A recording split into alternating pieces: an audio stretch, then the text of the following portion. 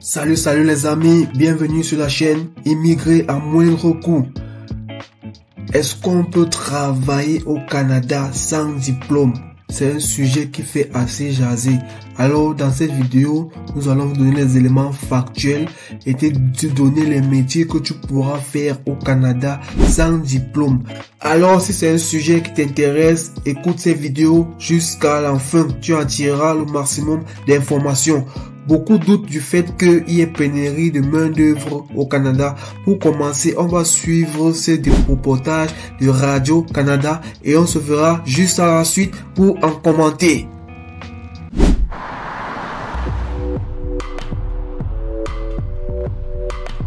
Des affiches comme celle-ci, il y en a de plus en plus aux abords de l'autoroute 117, signe d'une réalité de plus en plus difficile pour les employeurs.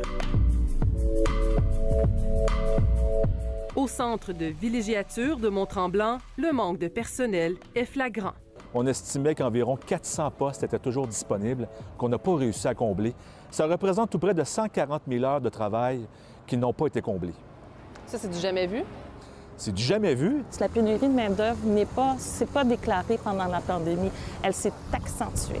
Pas plus tard ce matin, je parlais encore avec des gens d'un commerce. Je suis allée me chercher mon petit café. Puis je dis comment ça va? Puis on me rapportait encore, on est sur les genoux. Nous avons eu quand même des données records cet été au niveau de nos commerçants, au niveau de nos hôteliers. Mais il en demeure pas moins qu'on n'a pas assez de personnel pour faire le travail. Résultat, la majorité des commerces doivent fermer 1, 2, parfois 3 journées par semaine. Là, on a perdu des centaines et des centaines de milliers de dollars. Donc 2 personnes? Ça fait 25 ans que Pascale Nantais travaille en restauration. Pour la première fois, elle doit assumer différents rôles sur le plancher. On est loin de l'époque où, justement, on avait des piles de CV, qu'on avait l'embarras de choix. On en engage un, puis tu sais pas s'il va rentrer le lendemain. Maintenant, c'est quasiment malsain, le climat. Tu as tout le temps peur de te faire voler tes cuisiniers. Salaire augmenté, assurance bonifiée, mais cela ne suffit pas. Autre défi, l'hébergement. Le marché immobilier de Mont-Tremblant est majoritairement locatif et réservé aux touristes. Il existe peu de logements de disponibles et surtout abordables. On aurait pu trouver des employés qui étaient intéressés à venir travailler chez nous. Ces gens-là ont cherché de l'hébergement à proximité et ça n'a pas été possible. Devant cette problématique, Pascal a décidé d'acheter une maison de 6 chambres pour loger ses futurs employés. On espère que ce soit un plus à trouver du personnel qui provient de l'extérieur. On va conserver ces arbres ici qui vont faire partie du campus. Autre solution, construire des logements abordables. On est juste à peine 8-9 minutes de la station. Ce promoteur immobilier construira 120 unités. La première phase du campus Ryan, un projet de 40 millions de dollars. L'objectif est d'offrir des appartements à des prix raisonnables. J'ai jamais vu un projet avancer si rapidement que celui-ci. Les travaux ne sont même pas encore commencés que l'engouement se fait sentir. Ça fait juste 2 semaines qu'on a commencé la liste d'attente. On a au-dessus de 100 personnes qui se sont inscrites. La plupart des gens qui ont réservé à date sont des employeurs de la région. Là, ce qui est un modèle, c'est qu'il y a des projets privés qui se décident. Il y a ce qu'on travaille avec les villes, c'est un partenariat avec les entreprises aussi. Parce que les entreprises ont une responsabilité importante aussi là-dedans. C'est bien beau d'investir dans le recrutement, l'attraction de la main-d'œuvre, mais si tu n'es pas capable de les loger aujourd'hui, tes efforts, ça ne donnera rien. La solution passe peut-être par redéfinir les modèles de développement économique, croit Paul Kals. Le secteur de l'habitation, le transport, les écoles, la santé fait partie du développement économique. Donc ça, les municipalités sont conscientes de ça et ils veulent participer, mais pas à n'importe quel prix. Parce qu'il y a le citoyen qui paye en arrière. Fait que le citoyen, il dit, moi, là, je paye des taxes assez importantes, mais l'employeur, lui, il fait quoi? Donc, c'est ça le modèle qu'on est en train de travailler actuellement. Ce qu'on a peur ici présentement, c'est l'étalement urbain. Étant donné qu'il n'y a pas d'hébergement abordable, on incite les gens à aller s'installer justement encore plus en périphérie. Donc, on veut éviter ça à tout prix. Pénurie de la main-d'œuvre, pénurie de logements abordables et relance économique. Les défis seront nombreux pour les prochains élus municipaux. Ici Marie-Michel Lauzon, Radio-Canada, Mont-Tremblant. Alors les amis, à la suite de ce reportage, nous pouvons conclure qu'il y a une forte main-d'œuvre, un manque de main-d'œuvre au Canada énorme. Alors, il y a le métier de serveur qu'on peut faire déjà, c'est un métier qu'on peut faire sans diplôme. Il y a le métier de caissier, vous pourriez faire. Il y a le métier de magasinier. Alors, on va aller de l'autre côté de l'écran pour parler d'un programme, un nouveau programme que le gouvernement a lancé. Vous savez qu'on parle toujours avec les éléments, donc on passe sur le site pour vous montrer le nouveau programme et derrière, on parlera des métiers que vous pourriez faire sans diplôme. Oui, les amis, voilà le communiqué officiel du gouvernement, communiqué du 3 juin 2024, avec les informations mises à jour. Oui, on va lire ensemble le communiqué et voir de quoi il est question. Ici, on parle des aides familiaux de l'étranger ont une valeur inestimable pour les familles canadiennes. Leur travail acharné change la donne dans la vie des personnes dont ils s'occupent, notamment les enfants, les personnes âgées, les personnes en situation de handicap. Le programme pilote des gardiens d'enfants en milieu familial et le programme pilote des aides familiaux à domicile prendront fin plus tard ce mois. C'est l'honorable Marmeleur. Mais en fait, il y a l'ancien programme qui va prendre fin dans la fin du mois, comme nous sommes en juin. C'est un communiqué du 3 juin. Ça va prendre fin. Ils sont en train d'annoncer dans le nouveau programme. Vous voyez que vous deviez être parmi les premiers à souscrire. Et ça, c'est vraiment incroyable. Lisons la suite. Ils disent ici, le programme pilote des gardiens d'enfants. Donc en fait, le ministre Marc Muller a annoncé de nouveaux programmes pilotes améliorés pour les aides familiaux. Cela permettra aux aides familiaux de continuer à venir au Canada alors que nous nous efforçons de rendre permanent les programmes pilotes pour les aides familiaux. Ces nouveaux programmes pilotes offriront aux aides à domicile la résidence permanente. Oh là là, vous voyez, c'est magnifique les amis. Donc, les aides familiaux auront la possibilité d'ancrer au Canada directement avec la résidence permanente, ce qui n'était pas le cas avant. Vous voyez que plus besoin des gros diplômes, plus besoin d'avoir un bac plus 5, un bac plus, un master ou un doctorat pour entrer au Canada avec la résidence permanente.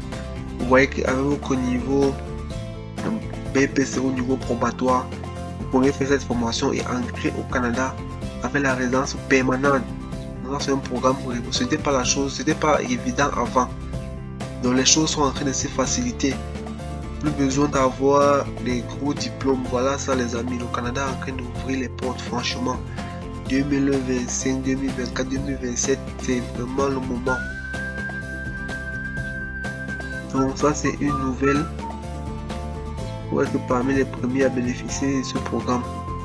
Et en plus, ils ont baissé ici. La compétence linguistique n'est pas très dure en fait. Ils ont allégé. Vous savez que le niveau minimum requis pour les autres programmes c'est le niveau NCLC 7. Mais ici les amis, on vous demande le niveau NCLC 4. Vraiment la base. Donc celui qui a même son BPC là, il ne peut pas manquer. C'est 5. Donc le niveau 4 c'est vraiment basique les amis. Vous voyez que les conditions sont vraiment favorables. Très favorable. Atteindre le minimum, voilà ça 4. Être titulaire de l'équivalent diplôme secondaire. Vous voyez que c'est ouvert. C'est ouvert. Même l'expérience c'est pas trop. Vous pouvez avoir. Si vous avez fait une formation et avec un institut, vous pourrez faire facilement un stage et avoir l'expérience et souscrire à ce programme. Donc voilà ça dans le communiqué, dans le site du gouvernement. Nous mettrons le lien en description, vous allez vous acquérir et avoir plus de détails. Donc les amis, pour niveau Canada, il ne faut pas forcément avoir les grands diplômes. Si vous avez aussi une formation en soins infirmiers, vous savez qu'avec le niveau BPC, on fait les formations. Vous avez une formation en soins infirmiers, vous faites un stage dans un hôpital ou un centre de santé. Vous avez votre attestation, avec ça vous pouvez souscrire. Il y a aussi les métiers de l'informatique. Vous savez qu'il y a beaucoup de programmeurs informatiques, de designers web. Il y a beaucoup de métiers qui tournent autour Il y a les gens qui se sont formés, qui n'ont pas forcément fait le BTS ou n'ont pas un bac plus, mais ils ont appris le métier, ils ont l'expérience. Eux aussi, ils peuvent immigrer. C'est des métiers qui sont aussi recherchés. Vous me direz que celui-là qui n'a pas le BP, c'est fait comment? Si vous n'avez ni pas le BP, même si vous n'avez que le CEP, vous pourrez faire un permis G. Vous avez le permis G, vous faites même un stage de 6 mois avec les chauffeurs camions dans votre pays. Vous avez une petite expérience. Vous immigrez avec votre permis G comme chauffeur camion. Et arriver sur place, les conditions ne sont pas très difficiles. Vous savez, c'est des métiers qui sont très recherchés. Là-bas, avec un recyclage de quelques mois, vous êtes opérationnel. Et rassurez-vous, les chauffeurs camions sont très bien payés au Canada. Vous savez, le Canada, c'est un territoire qui est assez vaste.